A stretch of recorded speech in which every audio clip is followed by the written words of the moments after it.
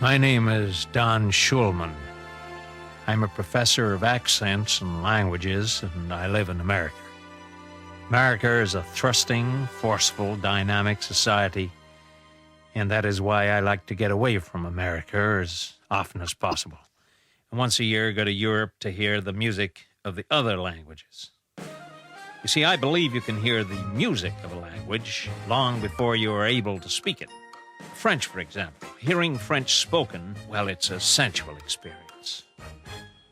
Perfume, cigarette smoke on the metro, food to make love to the palate, and automobiles.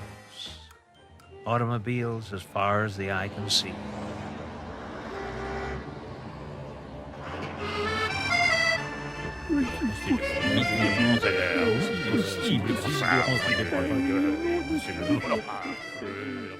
The music of the German language, on the other hand, is an exciting and slightly frightening experience. Rather like having a shower of cold beer with no lock on the door. It's the Flöten Badenstadt. Rein des Flöten mit Worten des Flöten. Listening to Italian is quite unique. It is akin to having a large cup of espresso coffee poured all over you.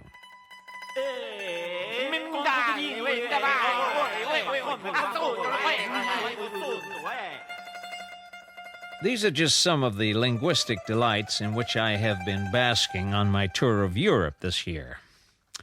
But now it was time to make my way across the Channel to England.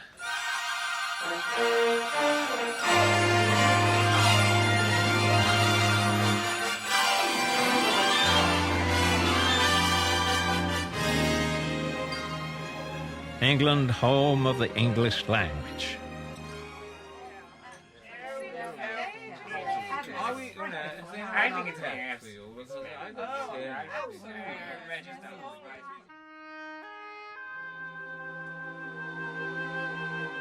Naturally, it was good to see London again. Nothing had changed, except perhaps London. I was really anticipating a pint of good, warm English beer. Those little oldie-whirly London pubs with polished brass, wood paneling, and that British smell one never, ever forgets. Oi,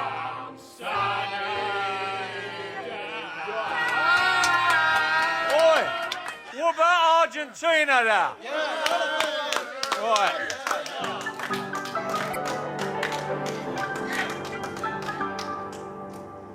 Don't cry for me, Argentina now. The truth is I've always loved you. All through my wild days, my wild existence, I loved you truly. My Argentina, I love you, I love you.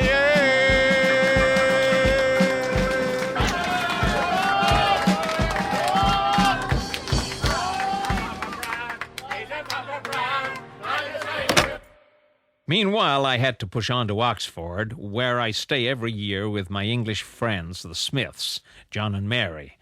I first met John during the war, when we were fighting side by side in the cause of freedom against the Nazis. I was an Air Force bomber pilot stationed nearby, and John was in Whitehall Intelligence, I believe. M15 or something. I took to him immediately. Hello, good. What? America? Oh, yes, splendid. Jolly nice. Tea? His vocabulary had always stunned me. I was amazed that he found it possible to form a sentence. But as I got to know him better, beneath that cool British exterior, there lay a very, very sensitive man. Don! Oh, Don! God almighty, Don, if you only knew. You'll never know what I've had to endure.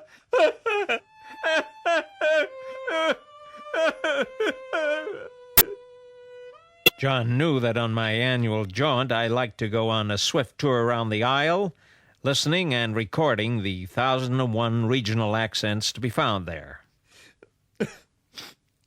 Well, where are you off to now this time, Don? Well, John, I thought that first I would cover the Midlands, travel up the east side of England, Lincolnshire, Yorkshire, Cumberland, and then on up to Scotland.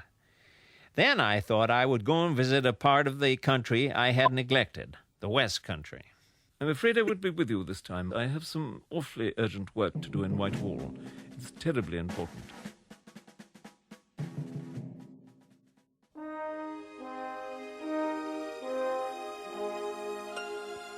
I began by spending the night in London at a quaint old hostelry.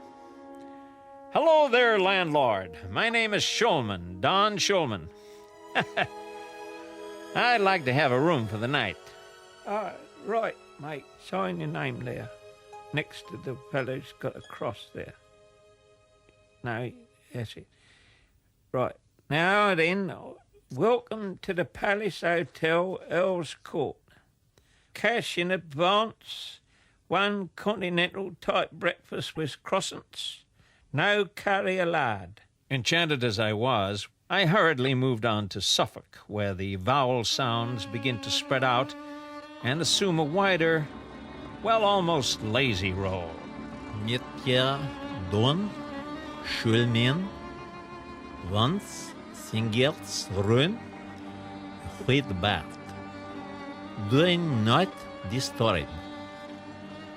You will have a lovely time here, sir, and thank you for coming.